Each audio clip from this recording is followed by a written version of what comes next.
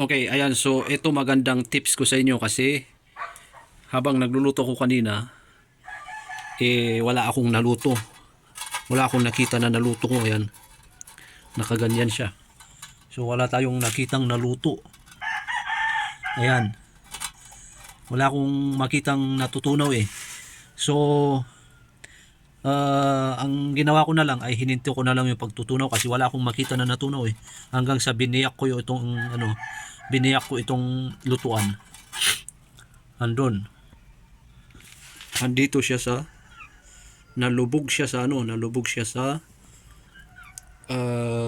borax na natunaw. Ayan, malinaw ba?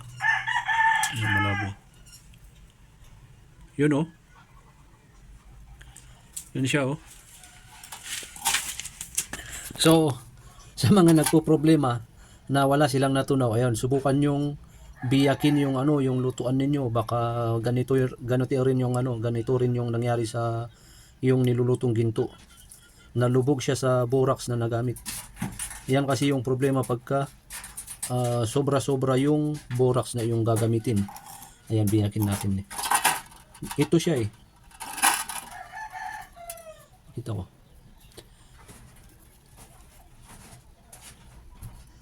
Ayun oh. Kinain ng borax. Yun.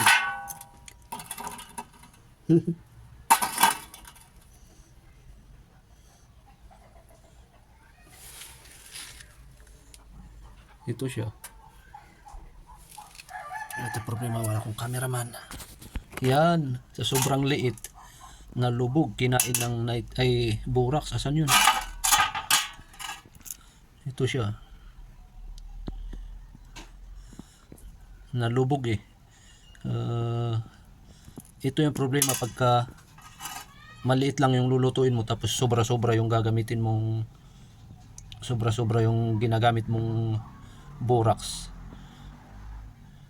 Maglalaho yung niluluto mo, lalamunin ng borax, kagaya nito nangyari dito. Ayan, malit lang siya eh.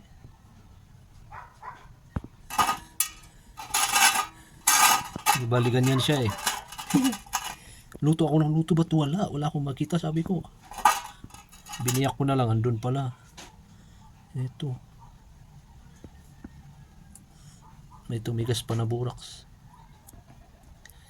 Ayan, so yun, isang tips ko sa inyo na pagka magluto kayo ng ginto na ganito siya kaliit, huwag nyo dadamihan yung gagamitin yung borax. Yan.